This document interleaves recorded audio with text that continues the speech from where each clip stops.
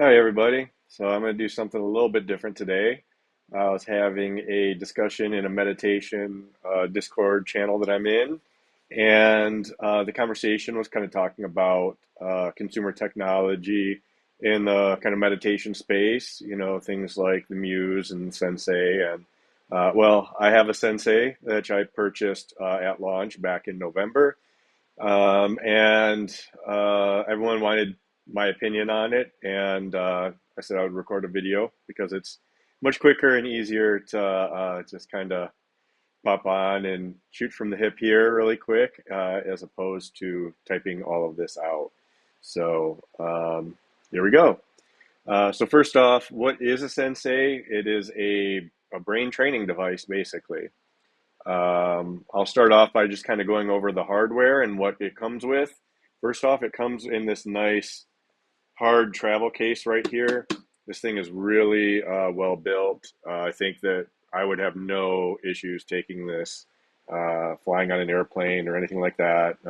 It would definitely keep the device very protected. When you open it up, the most important thing, obviously, is the actual Sensei headset itself. You can take a look at it there. You can see it's got three different sensors here, as opposed to like the Muse has one. These are gold-plated lab grade sensors, which measure your brain waves at three different places on your head. The other thing it has here, if you look really closely, you can kind of see like there and here and right about there. There are light emitting diodes. There's also one in the center and three more down at the bottom. And those are used for photobiomodulation, which is basically a fancy way of saying it's LEDs that shine infrared light that gets through your skull into your brain, that will stimulate and create various brainwave frequencies in your mind for you. So this headset can force you and put you into the state that it wants at any point in time, which is really cool, especially for beginners who might say, hey, I never feel anything from meditation. Well, you're going to feel something from this, I guarantee you. Um, yeah, and of course, you got the cups. It's really well built. It's nice and flexy. It feels like it's something that would kind of, you know, live for a long time without breaking. Also within here, we do have this little adapter with water. It's got a brush tip on it, and that's used to wet the sensors, which you're supposed to do prior to use. That helps uh, make the connection better, basically. And we also have the Genius Pulse thing right here, which does some ERP, which I think is event related protocol, something like that, training where basically it will come on and you will test yourself, and you do this every couple of months before each mission. We'll get into what missions are later, but basically it's going to kind of track your brain's response time, your error, the time it takes you to notice an error, how accurate you are with each of your inputs on this over time. This is a test that a lot of professional labs use when they're kind of measuring how different things affect someone's brain. So seeing improvement off of this, is great. It's the standard test that is used in scientific testing. Um, Also, obviously, there's charger stuff, and probably important to Olga. I'm not sure what your um, outlets are like, but outside of the normal US adapter, there are three other adapters here. I'm not sure if any of these would fit what you have, but I know that you would care about that. So, and there's also a US adapter as well, which I'm not going to show because it's currently plugged into the wall, not in the box. Yeah, so I think that covers the hardware that comes with it. The next thing I'll talk about are the different training protocols. Um, the first one that I'm going to talk about are the boosts. So this is the photobiomodulation, which I talked about um,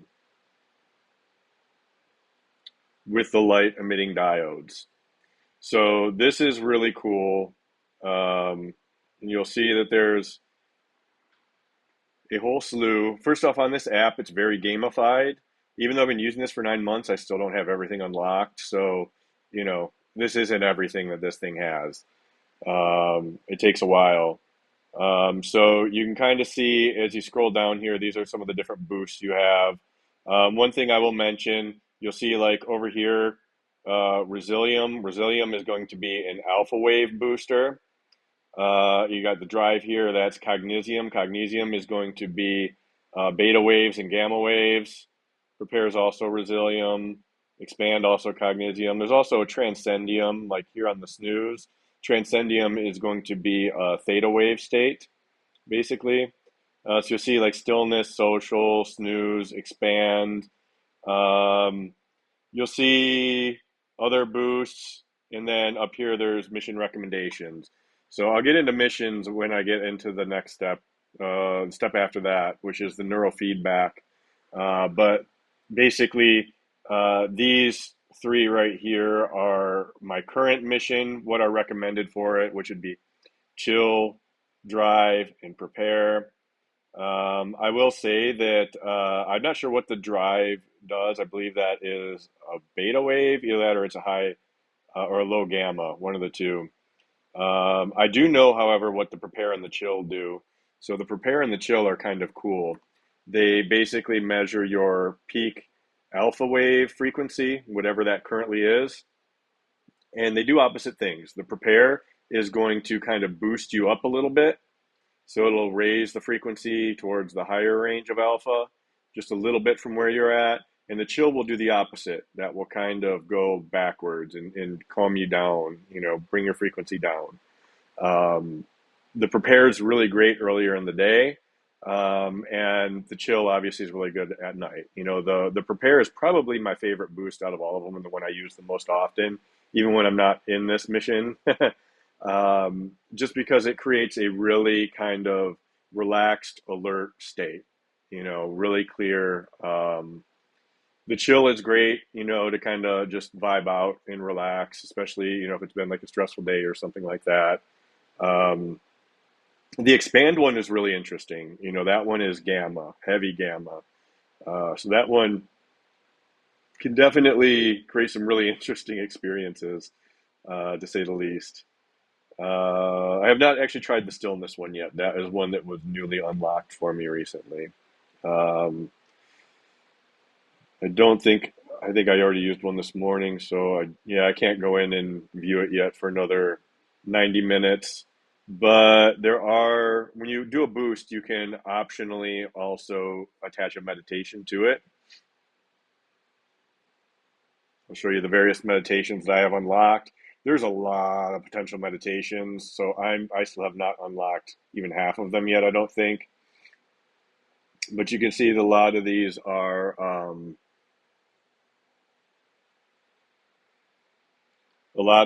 are just common meditations that you would see, like breathing, spaciousness, gratitude, unconditional lovingness, active compassion, preciousness of life.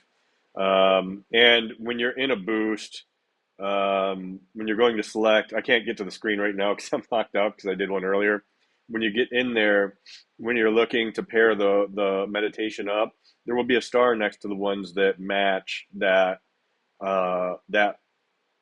wavelength, right? So, you'll want to try your best to kind of combine it. So, they'll choose meditations. Say, for instance, in the alpha state, they have like loving, unconditional loving as one of the options because that also really boosts alpha. So you're kind of piggybacking with both things at once, where you're having both the photobiomodulation to put you in that state. At the same time, you're also practicing meditation that kind of works on that state as well. So it's kind of like a double dose, if you will. Um, I think the boosts are really cool because they literally put you right into the state, that they're seeking.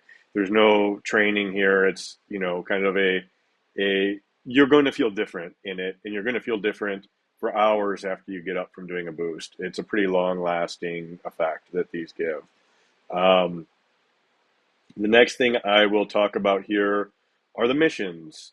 And the missions are where the neurofeedback training comes in. And the reason why I did the boost before this is because when you're going into a mission, you have the option to add a boost in before it and do both at the same time. And that is typically what I do. Okay, so I will get the boost, and the boost usually lasts, depending on the boost, 10 to 15 minutes, right? And that puts you in the state that you're looking to train. And then all the stimulus goes away and you go into neurofeedback training. And the neurofeedback training, it's all on you. You're just getting feedback of whether or not you're in the state. So it's on you to kind of hold the state that you've been put into. Um, so how they handle the neurofeedback in this is strictly through hearing, right? They create sounds that let you know when you're in the zone, basically. Um, so when you're, say, for instance, you're training for focus. Focus is one of the things that I'm in my current mission. Focus is training the SMR ranges, which is like a mid beta, right? And when my brain is generating beta highly and peak amplitude within that, very small set of brain waves, I will start hearing auditory notes getting played. They will also start getting louder, more frequent, to kind of reward you. Some of these are also eyes open, like the focus one is eyes open, and on the eyes open, you will also see like, lights flash on the screen and everything. So it gives you a really nice like reward to let you know you're in. Conversely, it also lets you know when your mind starts to wander or you start becoming less sharp, you start getting sleepy and dull or whatnot and dropping below the frequency, the rewards go away really quickly. This thing is really a really great way to get feedback because normally when you're in a meditation, you don't realize that you've drifted off for sometimes minutes, and this gives you that instant feedback. Hey, you're losing it here, and then you can kind of recenter yourself. Sometimes it takes a while to get back into the zone, but you can get back in there. Um, there are many different missions. Okay. And each mission kind of focuses on one thing at a time. The last mission that I did was intense focus. The current one I'm working on is called Ultimate Resilience. You can see here in the Ultimate Resilience, this whole thing is all gamified, and it's all a fully custom user experience. You'll see there's various trainings that come into this. One of them is Calm Heart, which once again, Resilium. So this is alpha wave frequency. We will also talk about the Calm Heart a little bit more just after this, so I'm not going to go too much in depth with that here.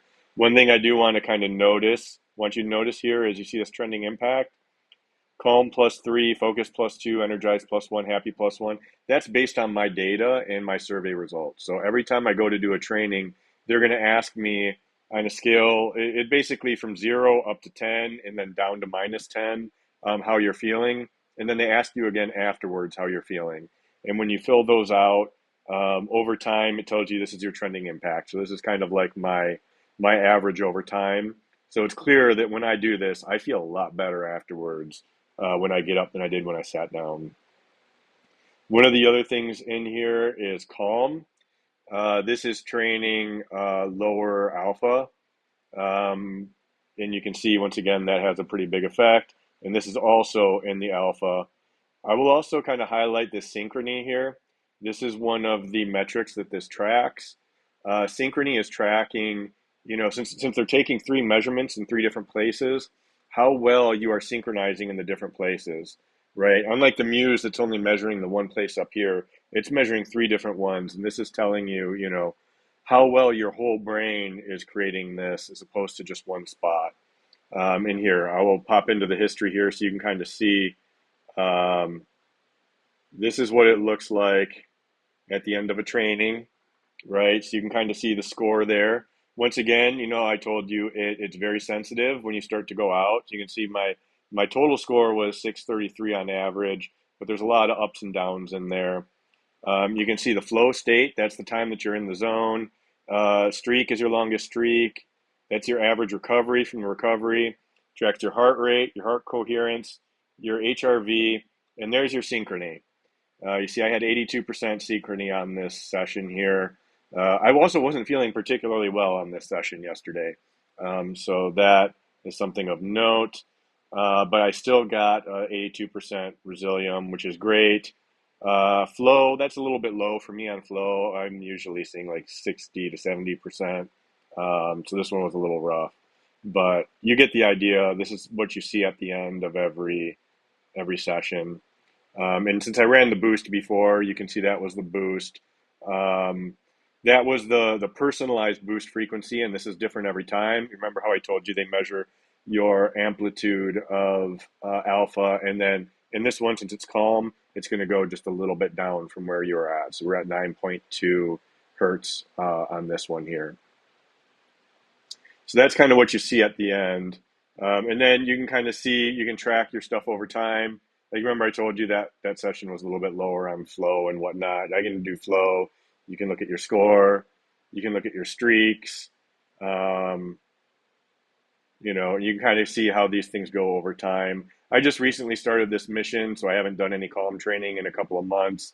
That's why you see this kind of just shooting up. But as this goes over, it's going to track every session. So by the time I'm done with this mission, there'll be a lot of new data here. Um, Missions I usually do one a day, one session a day.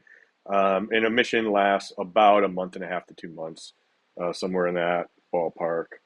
Um, and finally, you'll see that I also have focus here is the other thing. And focus is cognisium.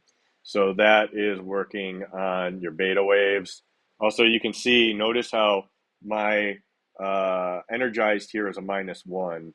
A lot of that is because when you're training beta wave frequencies, this is something that is difficult. Whereas, the calm training, these things are asking two different things of you, right? The calm training, what works there is not going to work well in focus. You kind of have to learn how to generate each of these brainwave states at will. And, the neurofeedback kind of helps you to do that. But, with the focus being beta centric, that's going to require a lot more like effort. And I find it to be a little bit more tiring, right? Because of that, because I'm actually exerting myself a bit in the process. Whereas calm, I'm just kind of melting away, and I'm really resting up. And I find the calm, I'm more energized afterwards. Like it feels refreshing. I really like to do the calm either like after lunch or in the evening because I find it to be really refreshing. I get up and I'm rested, almost like I took a nap, and I'm ready, to get back to activity once again. Um,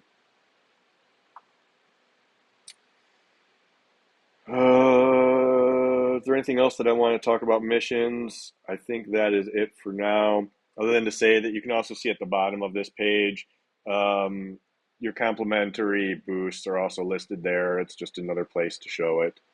Um, the next thing that I will talk about here is the Calm Heart. So we will come back to that. Now, the Calm Heart is kind of its own unique thing. And those that are familiar with my YouTube channel and my teacher, Forrest Knudsen's channel, are going to be very familiar with the term heart rate variability. And this is basically an HRV trainer. Um, it basically has a tone that goes up and down, and you follow that with your breath.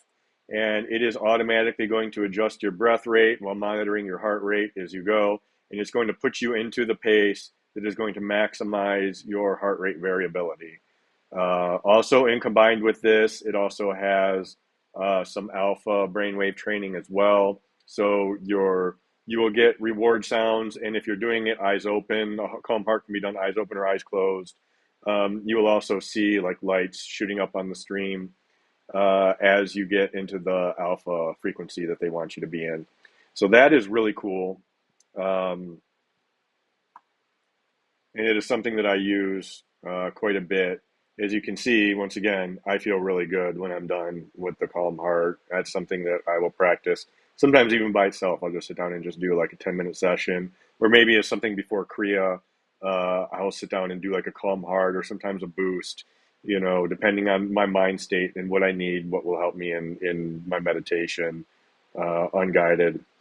Um, so the last thing we'll talk about here is the Genius Pulse, which is, that's the ERPs that I was talking about where you go and you test yourself.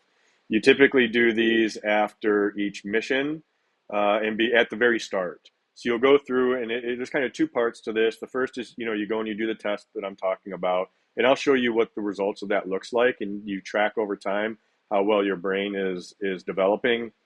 But you also kind of take a little bit of a survey, and between the results of this and your survey, they will recommend for you what they think is the best next mission for you, right?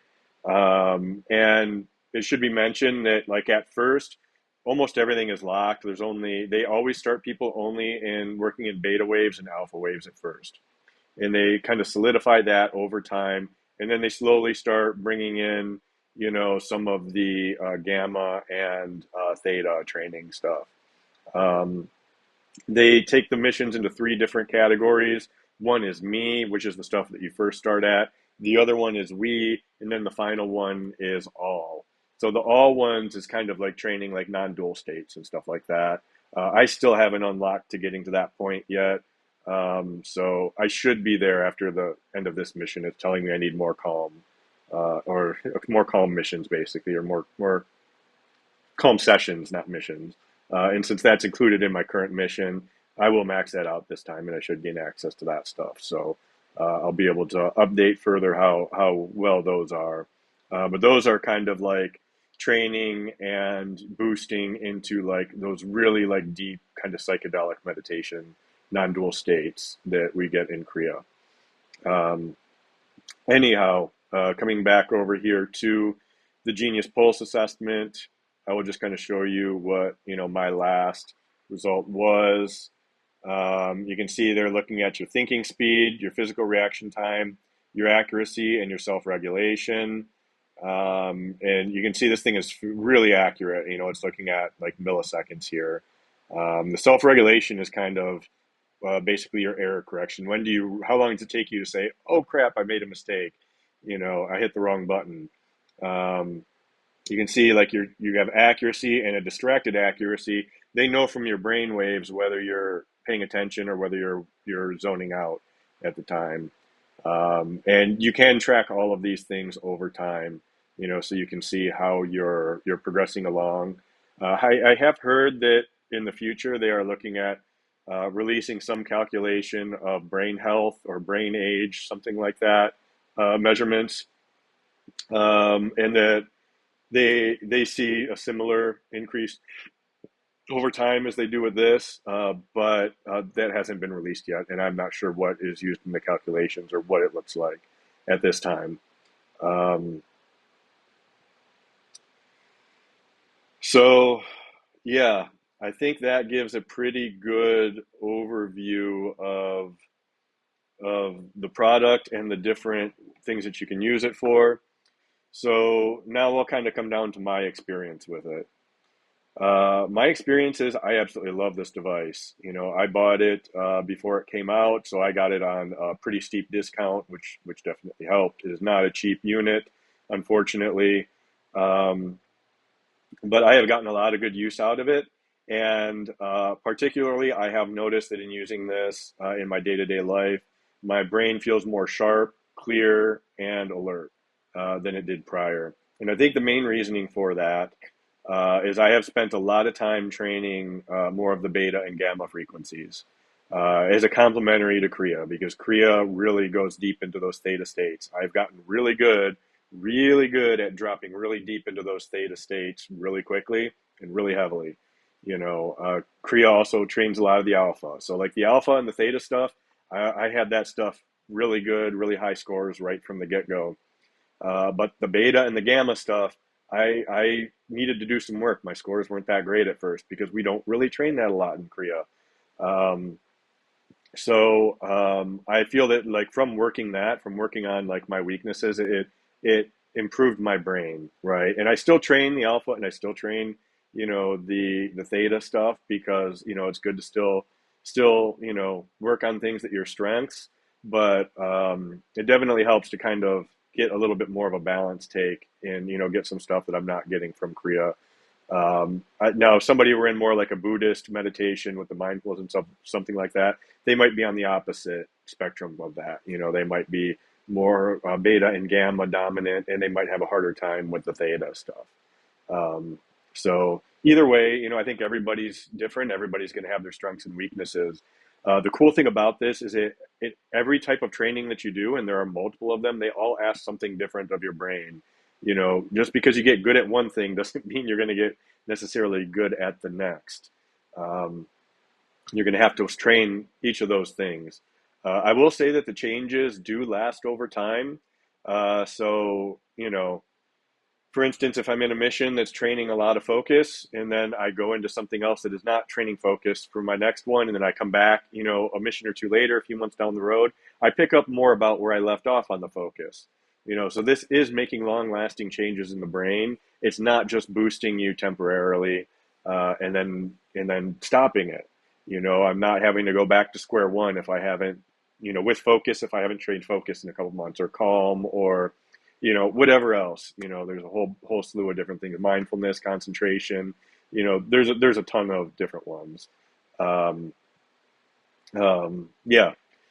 So I personally have really liked it a lot, and I feel like it has benefited my life, and that alone is worth it. I will say, on the bad side, I did have a couple of issues. One was early on, the connection was kind of hit or miss. Sometimes it would take a while of putting it in, taking it back off, re-wetting the sensors. It was a little bit kind of frustrating at times. But I'll say over time, they've updated the firmware, they've updated the software a bunch of times, and now I have no issues at all. I just wet the sensors, put the thing on, and it just instantly connects, no problem. I also did have one issue one time where I couldn't get it to power on, and I had to contact their support staff, and they responded to me the next business day, letting me know that there is a emergency reset kind of button on the top. There's a really tiny hole, and you can take a paper clip and stick it in there, and press it and hold it for 10 seconds, and that will cause it to reset. And that did fix my problem, so I was able to get back in. I haven't had any other issues with this product other than that. It has worked spectacularly for me. So here at the end, I'll talk about, kind of what the pricing is on this thing. It's obviously not a cheap product. I will also say I am not affiliated with this company by any means. This is just a product that I bought and used on my own accord, mostly as a toy because it sounded kind of cool and kind of fun. I've gotten a lot more use and value out of it than I thought that I would.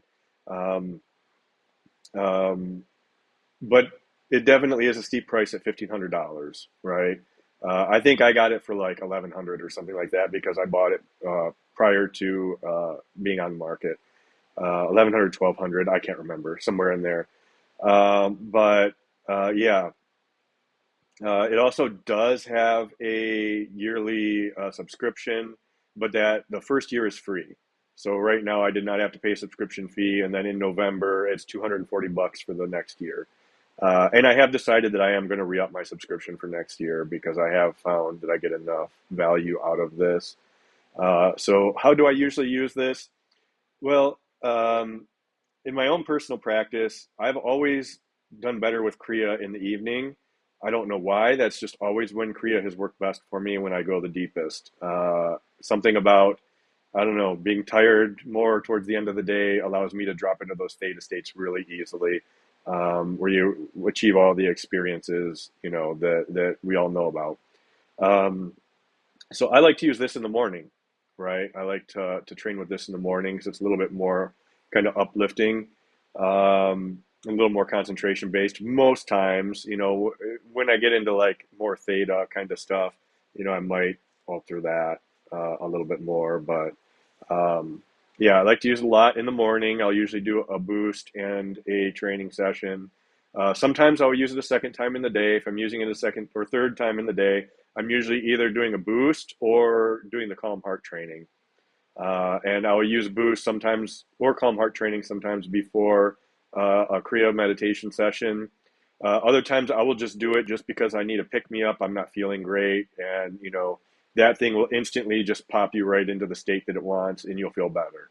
If I'm feeling a little bit tired, maybe I'll pop in and do a drive or a prepare. If I'm feeling stressed out, maybe the day at work, was a little stressful for whatever reason, I'll pop in and do like a chill. Just I kind of use the boost as needed, just to kind of course correct throughout the day. Um, I can't remember if I mentioned this earlier, but the boost, depending on the boost, take anywhere from about 10 to 15 minutes, most of them. There's a couple you can optionally go up to like 22 minutes, I think, but I usually just do the shorter time frame. The brainwave, the neurofeedback, the missions themselves, those typically are 15 or 20 minutes. Optionally, you can go longer. I know the neuroscientists they have on staff. I watched a YouTube video of them where they said that, for something like the calm, something that's like alpha wave or theta wave, you could probably do a longer session, if you want. But they said things like focus, intense focus to keep, shorter, maybe 20, maybe 30 minutes at most, because they can be kind of strenuous. And you need the time to kind of recover. You don't want to overdo the neurofeedback side, especially. The boosts and the calm heart, you can kind of do those more as you want. Um, as far as like between this and like something like a Muse, I will say that the nice part about this is that it's a fully, a very good user experience. It's fully gamified. It's a really nice experience the way that they bring you in and kind of guide you through it, and things unlock over time. And you gain these like points, like the resilient points I was showing you and whatnot. And you level up, you gain level over time. I think I'm level 13 right now. Um, it's really cool how they did it. I think that anybody, even a beginner to this kind of thing, would be able to pick up and use this no problem. The downside is it is a little bit of a closed ecosystem. Unlike the Muse, you can't get in and get your raw data. I can't see like what my actual brain waves were that session. All I can see is, how I tracked versus the target frequency of that session. So for some people, that there could be a negative, but all in all, I'm really happy with the purchase. I think that, for what is included in it, it is a pretty good value considering if you just want to go do like even just a neurofeedback alone retreat for a week, you're going to pay something like $15,000. So being able to have that and being able to use it daily and the benefits that I've seen in my life, I would personally say, it was worth it. Do I think it is necessary? No. You don't have to go out and get this. You're perfectly fine if you don't. But, if you're like me and you enjoy playing with these things, you know, it's good and I enjoy it. So with that, I will let you guys go. Thank you for listening to me, and I'll see you next time.